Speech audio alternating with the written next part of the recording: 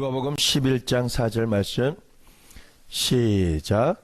우리가 우리에게 죄 지은 모든 사람을 용서하오니 우리 죄도 사하여 주옵시고 우리를 시험에 들게 하지 마옵소서. 아멘. 내가 묶여있는 부분의 반절 이상이 용서치 못함에서 나옵니다. 내가 왜 자유하지 못할까? 내가 교회에서 예배드리면서도 성도들 간에도 아니면 집에서 식구 가운데서도 내가 왜 자유하지 못하고 마음이 프레시하지 못하고 어떤 하나님의 일을 생각을 하지 못하고 혼자 해야 될 마음을 자꾸 먹게 될까? 그거는 지금 말씀드린 대로 용서치 못한 마음이 내 안에 있기 때문에 그래요. 예, 대부분이 그래요. 우리가 스트레스 받는 이유 중에 90% 가까운 부분이 용서치 못함이에요. 그 이유 중에 한 가지가 내 기준에 아니면 나의 자존감에 나의 안정감에 뭔가 침해를 받는다라고 하면 그때부터는 미움, 다툼, 시기, 질투, 분노, 혈기, 거기에 또 다른 죄, 입술로 짓는 죄가 수군수군임, 아니면은 이를 흔들어 버리거나 틀어지게 만드는 그런 방법으로 당하는 그러한 액션. 여러분, 이 용서치 못함에서 대부분이 죄가 파생이 되어져요. 그래서 내 마음 가운데 이 일이 타당하다라고 할지라도 그것이 나를 먼저 옥죄어 와요. 왜? 다른 사람이 내가 용서치 못할 그 일을 알고 있느냐 모르고 있느냐, 이 두 가지 차이에 따라서 더 커지냐 아니면 소극적이냐 적극적이냐, 더 커지게 일이 벌어지느냐 아니면 나 혼자 꿍꿍 앓고 사라지느냐, 이 두 가지로 나눠집니다. 우리가 참된 자유함 진짜 별로 없어요. 예, 진짜 그래요. 아무리 좋은 데 가고 아무리 좋은 식사 자리에 가서 단합대회를 하고 동창회를 하고 어떤 회사에서 모임을 하고 한다 할지라도 회사에서 어떤 상하 관계 때문에 막 웃고 막 술도 마시고 막 띵까띵까 하지만은 그러면서도 속에는 이게 다 있어요. 밑에 사람은 밑에 사람대로 이게 있고 위에 사람은 위에 사람대로 이게 있어요. 이 용서치 못함이 뭐를 말하냐면 감옥을 말합니다. 달란트 빚진 자 탕감받은 내용에 대해서 성경에 기록되어 있잖아요. 그 탕감받은 사람의 내용 중에 많은 부분이 뭐냐면 하나님께 탕감받은 것을 생각하지 않으면 용서치 못하는 죄를 짓게 돼요. 우리가 다시 원점으로 돌아가서 내가 용서하지 못할 일이 있는가, 그것이 발견되어지면 바로 그 사람에 대해서 내가 공격하거나 집중하는 마음을 갖기보다 내 마음에서 하나님의 사랑을 빼앗기지 않았는가, 천국을 소유하는 것이 나의 목표여야 되는데 용서치 못함으로 인해서 이 천국을 소유하는 것을 빼앗겨 버렸는가, 여기에 내가 좀 분석을 해봐야 돼. 내가 빼앗겼다라면 내 생명보다 내 영혼보다 중요한 게 없다라는 사실을 우리는 명심해야 돼요. 어떤 일을 이루고 내가 잘됐다 못됐다 이런 것을 이루기 이전에 내 영혼이 잘된 같이 범사에 잘 되어지는데 내 영혼 가운데 하나님의 나라가 임하지 않으면 나는 어느 곳으로 가고 있는지 알려드리겠습니다. 그것은요, 탕감받은 사실을 망각해버리고 조금 빚진 자를 멱살을 잡고 뒤 흔들어 버린다라는 건 이게요, 감정적으로 할 게 아니라 행정적으로 하면 돼요. 감정을 드러낼 필요가 있나? 너 나한테 빚졌지? 이거 어떻게 갚을래? 내가 미안해, 갚을게. 네가 갚을 도리가 없잖아. 그래, 사실 나 갚을 도리가 없어. 그러면 내가 취직시켜줄게. 거기서 네가 일부를 내가 취직시켜준 곳에 네가 각서를 써라. 일부를 내가 취직시켜줬으니까 월급의 일부를 나한테 빚진 것을 탕감하는데 보내주라고 그 회사에다 얘기하면 너도 살고 나도 살고 관계 좋아지지 않냐? 이렇게 긍정적이고 적극적으로 풀어도 되는데 멱살을 잡고 막 이러니까 모든 것을 탕감해준 왕이 딱 보고는 이래 얘를 꽁꽁 묶어서 그 감옥에다가 붙이고 옥졸에다 붙여버려라. 우리의 감옥은요, 눈에 보이는 감옥이 아니에요. 하루라는 생각에 이 감옥이라고 한 제한되어 있는 영역을 벗어나지 못하는 게 감옥이에요. 예, 실제적인 감옥이 그거예요. 아침에 눈을 떠서 저녁에 눈을 감고 잘 때까지 내 생각에서 어느 한 범위를 벗어날 수 없는 사람은 감옥에 갇힌. 거기다 옥졸에다 붙인다는 거, 옥졸은 귀신을 말해요. 귀신, 옥졸은 어떤 짓을 해요? 자유를 구속당하는 그 범위 안에서도 두들겨 패고 욕하고, 예, 노동으로 막 힘들게 만들고 고통스럽게 만들고 아프게 만들고 소망이 없게 만들고 그 범위에서 벗어나지 못하게 만드는 그런 존재가 옥졸이라는.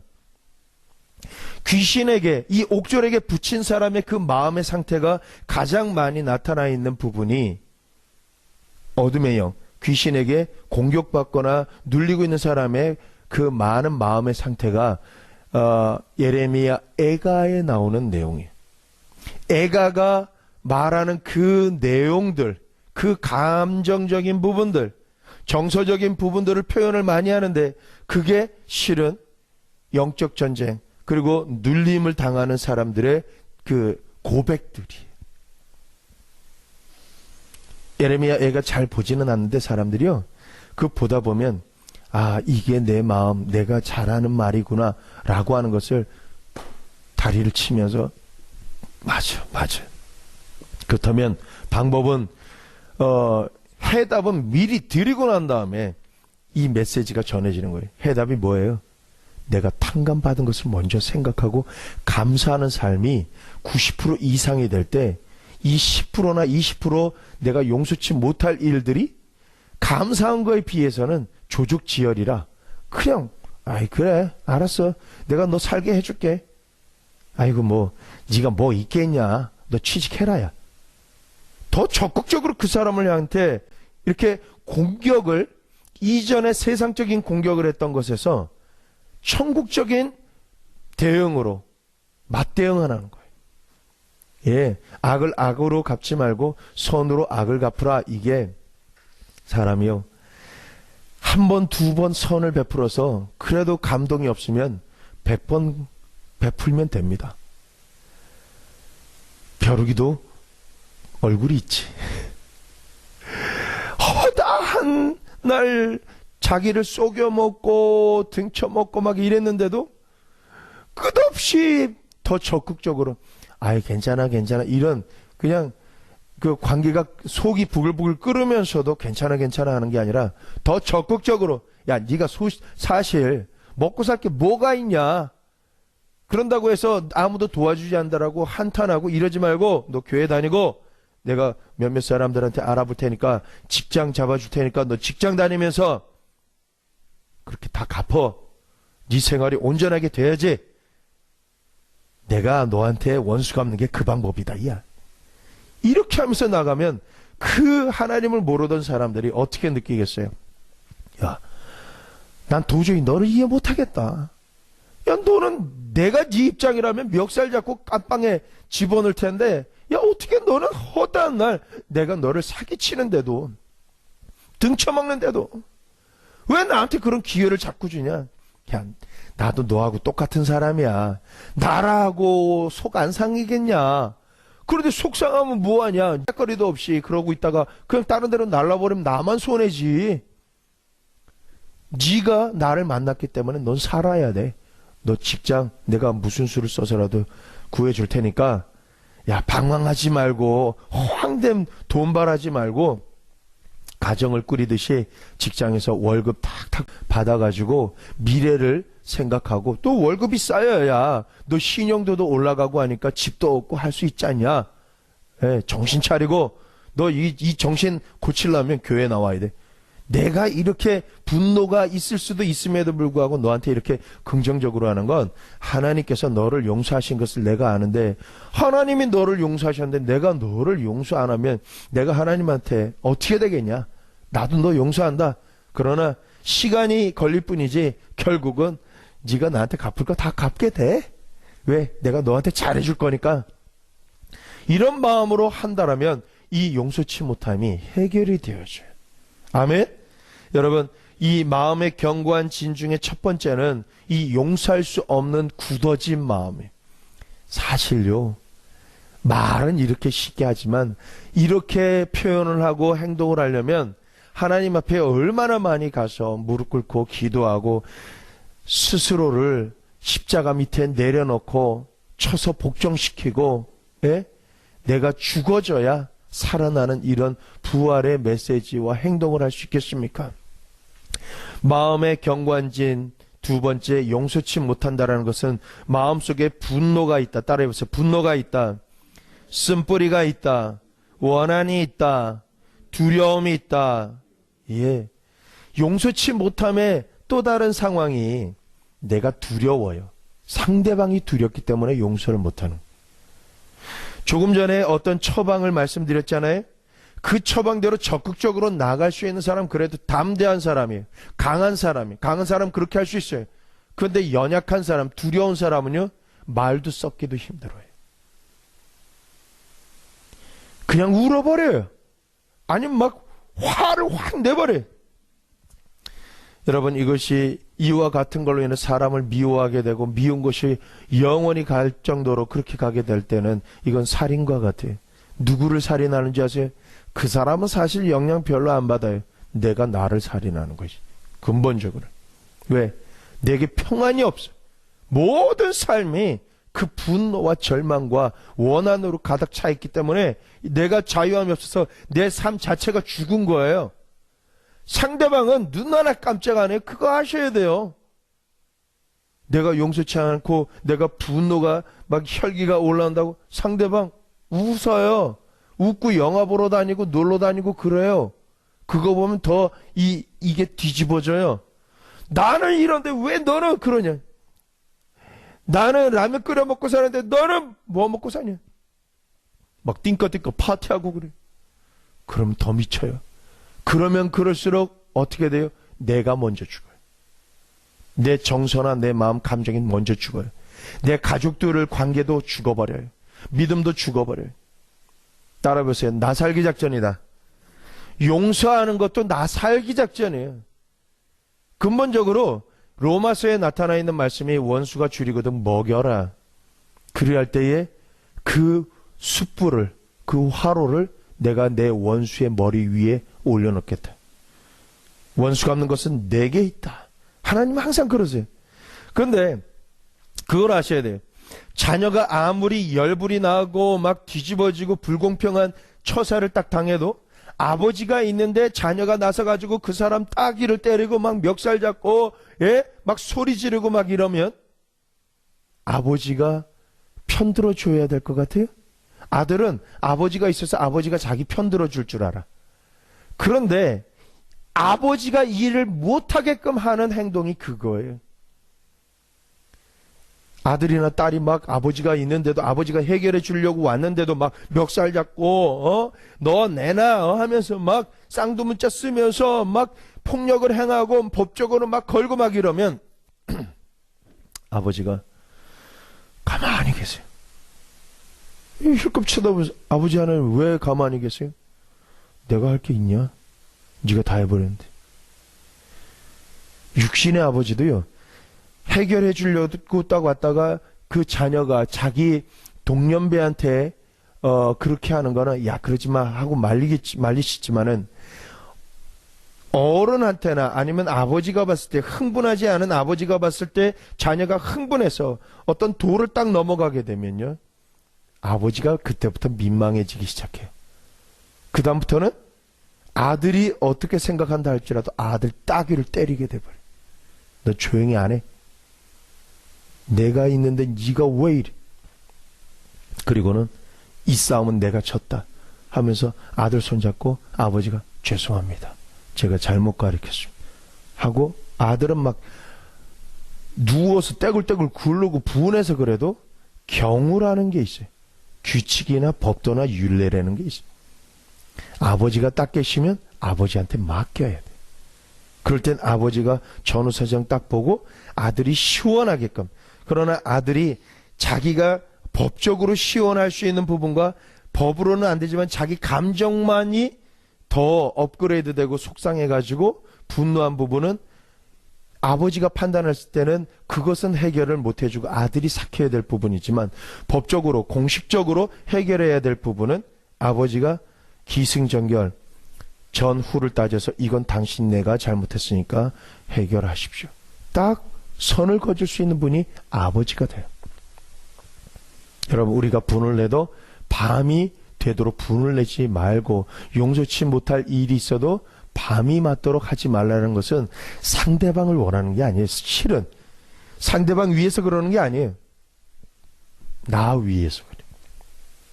사람이 밤이 되도록 어떤 분노와 그 혈기를 자꾸 생각하게 되면 잠든 사이에 이 잠재의식에 이 꿈의 세계에 문이 열릴 그때에 그 여파가 그대로 들어가서 영이 점점 묶이고 눌리게 돼요. 그래서 가위도 눌리고요. 꿈자리가 뒤숭숭하다 그러고요. 하나님이 보여주시는 축복과 미래에 대한 비전에 대한 비유보다도 내 생활과 내가 눌리는 그런 공격받는 영적인 상태들에 대한 그 공격을 더 받기 때문에 영혼이 잘 될 수가 없습니다. 항상 슬픔 가운데서 살아갈 수밖에 없어요. 그래서 이런 부분을 위해서라도 너희가 용서하라. 나 살기 작전이다. 참 놀라운 게 이 부분에 대해서 아버지께 맡기고 내가 살기 시작하면 주변 사람들이 바뀌어요. 참 놀라워요. 세상은요, 벽돌을 이렇게 쌓으면 이렇게 될 걸로 아는데 우리는 세상이 원하는 방법대로 벽돌을 쌓아주는 게 아니라 이 벽돌을 빼버리는 사람이, 그리고 하나님의 말씀대로 쌓아가는 사람이. 원수는요, 내가 지금쯤 화를 내야 내 자녀들을 공격할 수 있어. 지금쯤 내가 분노하고 혈기가 있고 술 먹고 막 난장을 피우고 막 그래야 내 아내가 뭔가 지켜야 될 그 가정에 대한 꿈을 잃어버리고 떠나게 만들어요. 그게 나만 건드리는 것 같지만, 내 혈기와 분노만 건드리는 것 같지만 결국은 나하고 관계되어 있는 모든 사람들에게 동시다발적으로 공격하기 위한 그 문이에요. 더군다나 이 용서치 못하고 분노와 혈기를 부릴 수 있는 위치에 있는 사람은요, 대부분의 집안의 가장이나 아니면 회사에서의 오너나 아니면 회사에서도 실무진 중에 영향력을 끼칠 수 있는 사람, 하여간에 이 용서치 못할 만한 그런 걸로 분노, 혈기, 쓴뿌리, 이런 다툼, 싸움이 일어나게 하는 것은 그 사람 하나 때문이 아니라는 건 명심하세요. 그 사람이 침눈에 빠져 있으면 눈치 보는 사람들이 누군지를 한번 생각해 보세요. 여러분이 분노로, 용서치 못함과 혈기로 막 있을 때 두려워 떠는 사람이, 아무 말 안 하고 두려워 떠는 사람이 누군지를 한번 살펴보세요. 그 사람의 모든 삶과 정서, 영혼을, 여러분은 분노해서 그것을 말하지만은 그 사람들은 아예 숨도 못 쉬어요. 예를 들어서 부모가, 아버지나 어머니가 알코올 중독자예요. 근데 술 드시고 나오면 집에 와가지고 막 깨부시고 싸우고 난리를 치면은 누구의 영혼이 숨을 못 쉬냐? 아이들의 영혼이 숨을 못 쉬어요. 꿈을 가질 수가 없어요. 공부를 할 수 없어요. 여러분, 이 공부 얘기가 나왔는데 아이들이 공부를 못할 아이들은 이 세상에 아무도 없다라는 사실이, 그 환경을 바꿔줘야 된다는, 그들이 꿈을 꾸고 안정감을 가지고 공부할 수 있는 그 환경 중에 한 가지가 잘 살고 못 살고 이걸 떠나서 부모의 강력한 연합을 보여줘야 돼. 그리고 자기가 성장하는데 부모의 우산이 필요한데 그 부모의 그 사랑 전선에 비가 안 내린다라는 것만을 자꾸 알려줘야 돼. 그래서 부부싸움은 둘만 하지 애들이 모르게 해라라고 하는 이유가 그거예요. 지지고 볶고, 이 아기를 맞추기 위해서는 부부싸움 필요합니다. 그러나 잘 싸우는 방법을 터득해야 되는 거지, 안 싸우는 사람은요, 그거 잘못된 사람이에요. 왜? 어떻게 안 싸우고 살아? 말을 잘해야 되는 것뿐이지. 단어 선택과 패턴을 잘 만들어가는 거지. 신혼부부들이 안 싸우고 산다 그러는데 그 참 딴 나라 사람들이에요. 20, 30년을 다른 나라에서 살다가 연애를 하는 마음 때문에 안 싸우지, 그 다음에는 서로의 취향이나 의견을 맞추느라고 서로 불편한데 맞춰주고 서로 인정하고 서로 속으로 스며들기 위해서는 그 딱지들을 다 뜯어내야 되거든요. 아파요. 그렇기 때문에 신혼부부는 멘토가 있어야 돼. 남편 쪽 멘토, 여자 쪽 멘토, 그리고 그 멘토들끼리 서로 잘 아는 멘토가 있어야, 중재자가 있어야, 화평케 하는 자가 있어야 결혼 생활이 좋아요.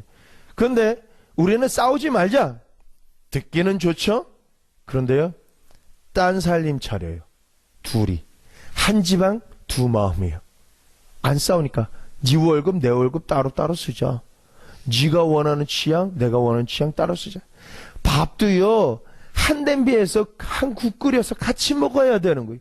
입맛에 안 맞아도 서로가 좋아하는 거면 서로의 입맛을 내가 좀 길들이려고 노력하는 부분이 있어야지, 아니 나는 이거 안 먹어! 딱 이래버리면 그때부터 끝장난 거예요.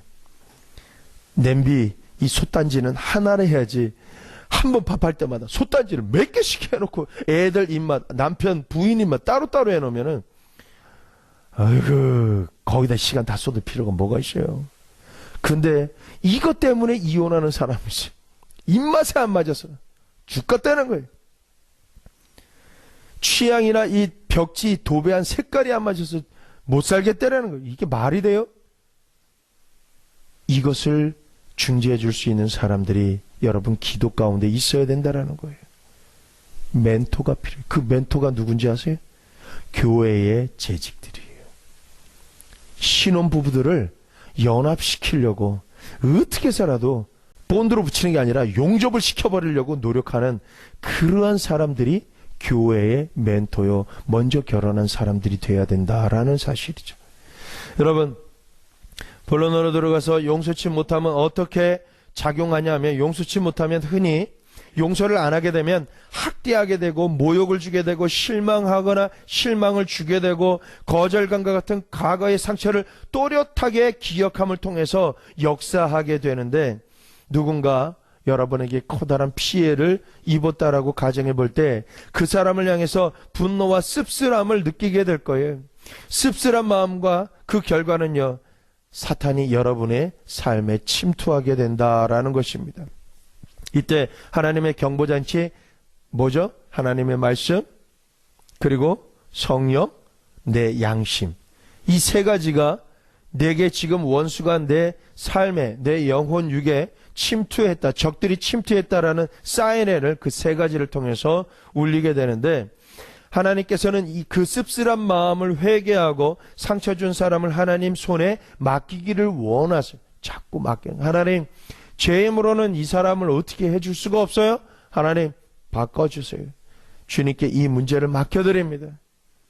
자꾸 맡기고 찬양하고 맡기고 찬양하고 맡기고 찬양하게 되면, 여러분, 우리의 이 사고와 내 하루의 삶이 푸른 하늘 가운데 걸어가도 하늘을 한 번도 못 보고 살아가게 만드는 요소가 이 부분, 90%에 육박하는 이 부분, 씁쓸한 마음, 분노한 마음, 상처받은 마음 때문에 그렇다라는 것을 생각할 때 여러분, 이것을 하나님께 맡기셔야 돼요. 그러나 여러분, 성령께서 죄를 깨닫게 하실 때는 사단은 얼른 그 사람이 과거에 어떤 상처를 입혔는지 또렷하게 기억나도록 기도하고 난 다음에 그것을 회개해야 돼요. 그러면 이 모든 고통을 또다시 느끼면서 쓴 마음을 버리고자 하는 생각조차도 없어지게 만들어 주시는 거예요. 상처가 치료가 되어야지. 많은 사람들은 이 상처 치유, 쓴뿌리 치유하는 게 아주 많이 시간이 걸린다라고 생각하는 사람도 있어요. 예, 그렇게 걸릴 수도 있어요. 그러나 하나님의 은혜가 임하면 한순간에 한 자리에서 그 쓴뿌리의 마음이 사라질 수도 있어요. 집회에서 기도를 하는데 어떤 일이 있었냐면, 자꾸 이제 주님의 보좌 앞으로 나가고 기도하고 또 성도님들과 함께 주님 십자가를 우리 바라봅시다 라고 하는데, 혹시 용서치 못한 사람이 있냐라는 말을 툭 꺼내게 됐어요. 그런데 갑자기 울음바다가 돼버린 거예요. 주님 보좌 앞에서 십자가를 바라보면서 용서치 못한 사람 용서해주는 기도합시다 라고 하는데, 왜 십자가에 이렇게 예수님이 달려 계시잖아요. 근데 달려 계신 그분이 이렇게 왜 좀 그 세마포를 입으신 모습으로, 부활하신 모습으로 딱 오셔서는 이 말씀을 하시는 거예요. 어떤 말씀? 갑자기 내가 나를 용서 좀 해줄 수 있겠니? 근데 처음에는 예수님의 얼굴이었는데 절대로 용서 못할 인간의 얼굴로 예수님의 얼굴이 바뀌는 거예요. 그러면서 예수님이 날 좀 용서해 달라. 날 좀 용서해 달라. 나는 너의 용서가 필요하다. 날 좀 용서해 달라. 날 좀 용서해 달라. 그때 첫 질문이 뭐였냐면, 하나님, 제가 주님을 어떻게 용서해요? 네가 날 용서해야 된다. 왜냐하면 내가 십자가에서 네가 죽어도 용서 못할 그 사람의 죄를 위해서 십자가에 못 박혔기 때문에, 그 대가를 지불했기 때문에 네가 나를 용서하고 나를 사랑한다라면 그 사람도 내가 대가 지불한 것을 네가 믿고 용서해 줘야 한다. 날 좀 사랑해 달라. 나에게 기회를 달라. 예수님이셨는데 얼굴이 그 사람의 얼굴이다라는 거예요. 이 잔을 내가 마시겠습니다라고 하시는 순간부터는 각 사람의 얼굴을, 각 사람의 모습, 삶, 행했던 모든 죄가 예수님에게 얹어진 거예요. 그래서 주님께서 너 나 좀 용서해 달라. 그때 그동안 용서하지 못했던 그 마음이 아니라 주님의 모습이 절대 용서 못할 사람의 그 모습으로 오버랩 되면서 이 속에서 막 눌렸던 모든 슬픔과 억눌린 분노, 이런 것들이 막 펑펑 울면서, 하나님, 내가 어떻게 하나님 용서해요? 어떻게 하나님, 예수님을 제가 용서하겠어요? 그냥 제가 다 이걸, 그 사람에 대한 부분들을 용서할게요. 하나님, 예수님 사랑해요. 사랑해요. 그렇게 기도하는 순간에 주님의 그 두 눈에서 행복한 미소와 함께 눈물이 쭉 흘러내리시는, 고맙다. 고맙다. 네가 진짜 내 마음을 알아주는 내 아들이다. 내 딸이다. 진짜 고맙다. 이렇게 주님이 말씀을 딱 해주시니까 울음을 끝날 때까지 그냥 펑펑펑 사람들이 다 오는 거, 막 땅바닥을 치면서 막 우는데, 울면서 하는 소리가 이놈 용서 못해, 이 소리가 아니라, 아버지 고마워요. 고마워요. 내가 왜 용서 못했나 몰라요. 내가 왜 그렇게 쥐고 놓지 못했나 몰라요. 용서해 주세요.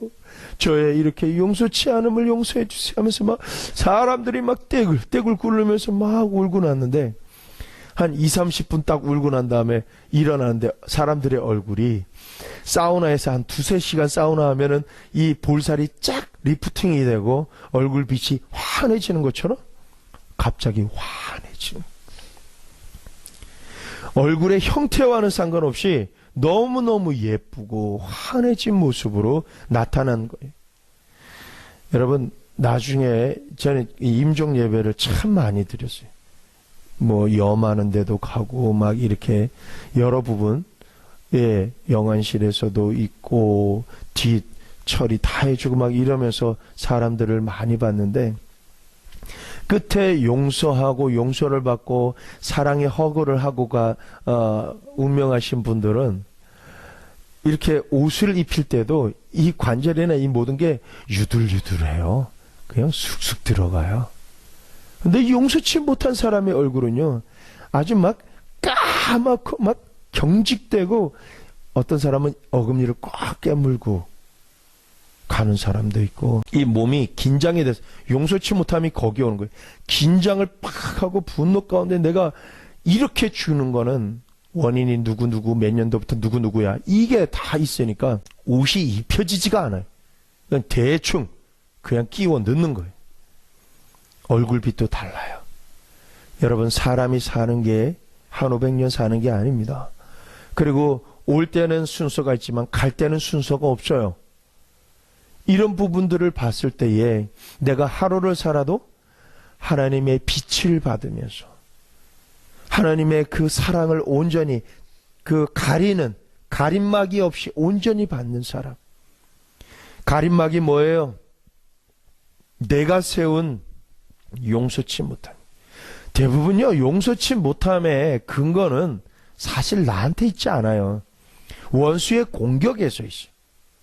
실제적인 내가 싸울 만한 공격도 있지만 상대방은 그런 뜻, 그런 말, 그런 이유로 하지 않았는데 내가 어릴 때부터 그 상처를 받기 쉬운 골이 나 있기 때문에 상대가 그냥 왜 그래? 이렇게 하는 것만으로도 상처받는 거예요. 내가 아주 친절하게 안녕하세요 했는데 아니요. 그리고 그냥 쑥 지나가니까 상처받는 거예요. 내가 자청해서 상처를 받는 게 있고 직접적으로 공격을 받아서 상처를 받는 게 있어요.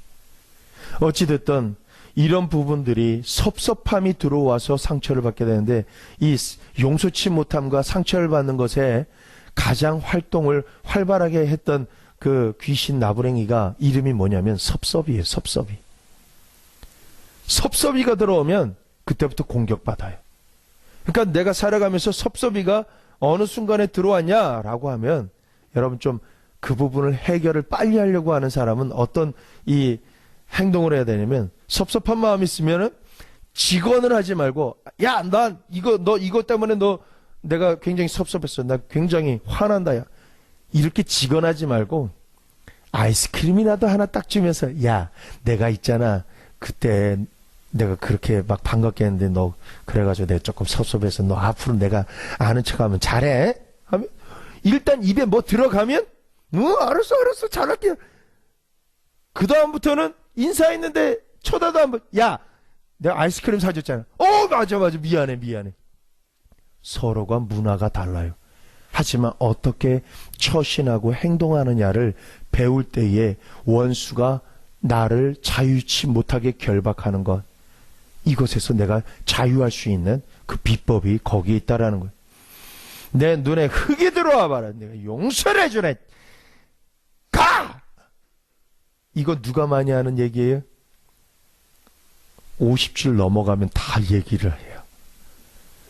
왠지 아세요?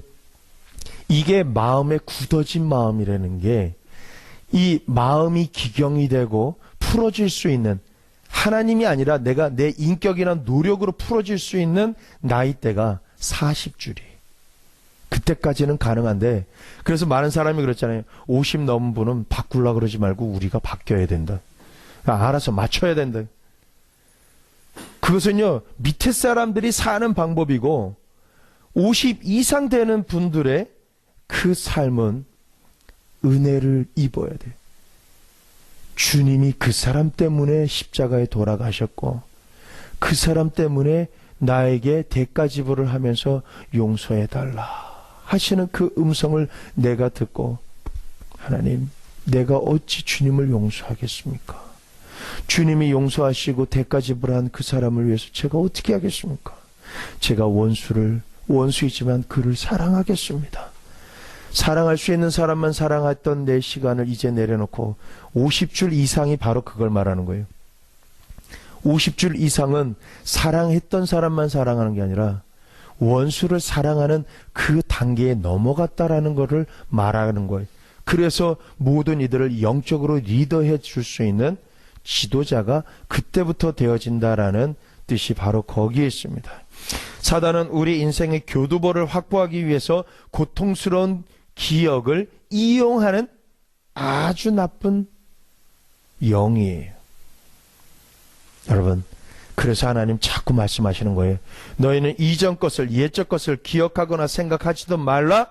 보라, 내가 새 일을 이루었노니라. 또한 내가 너를 바라보며 기쁨을 이기지 못하는 것을 바라봐라. 여러분, 하나님 앞에 나아갈 때 고통과 분노와 아주 막 이 저주스러운 마음에 상하고 찢긴 마음으로 딱 나가는데, 주님은 여러분이 하나님 보좌 앞에 나오는 순간 왔어 하면서 기뻐하시는 모습인데, 기쁜 건 기쁜데 하나님 앞에 나올 때마다 아버지 하고 허구한 날 그래요. 그럼 처음에 한 10만 번은 기뻐하시다가 혹시 한두 번쯤, 야, 너는 맨날 나한테만 오면 내가 그렇게 짜증나는 하나님이냐? 왜 나한테만 오면은 아버지 하면서 울고 인상 짜고 오냐? 그 문제 나도 알아. 일단 하지만 네가 해야 될 소임을 해야지. 뭐? 나에게 영광 돌리는 그러한 기도와 찬양과 경배? 또 내가 너를 지은 이유가 뭐냐? 이스라엘의 찬양, 하나님이 받으실 찬양을 부르게 하시기 위해서 너를 지었잖냐. 네가 속상한 게 있어도 뭔가 네가 원하는 것을 얻으려면 줄 수 있는 그 위치에 있는 분을 네가 감동을 좀 시켜야 그것을 해결해 주지 않겠냐. 그러니까 너는 날마다 기뻐해라. 날마다 기뻐해라. 범사에 감사해라. 왜? 너의 해결할 줄 해결사가 바로 나기 때문이라. 너의 모든 전쟁에서 내가 널 대신해서 싸우는 장군이다. 너 혼자가 아니다. 그러니까 너는 기뻐하고 예배하고 경배하고 찬양해라. 그러면 내게 나오는 자에게 상 주시는 이심을 믿어야 할지니라 라고 하는 그 말씀을 너는 명심해라. 네가 나에게 왔기 때문에 나는 무조건 너한테 상 줄 거다. 그러나 내가 사망의 사곡을 내 입술에서 버리지 아니하고 나한테 오든 안 오든 죽는 소리, 사곡을 자꾸 하면 내 입에서 사곡을 제해라.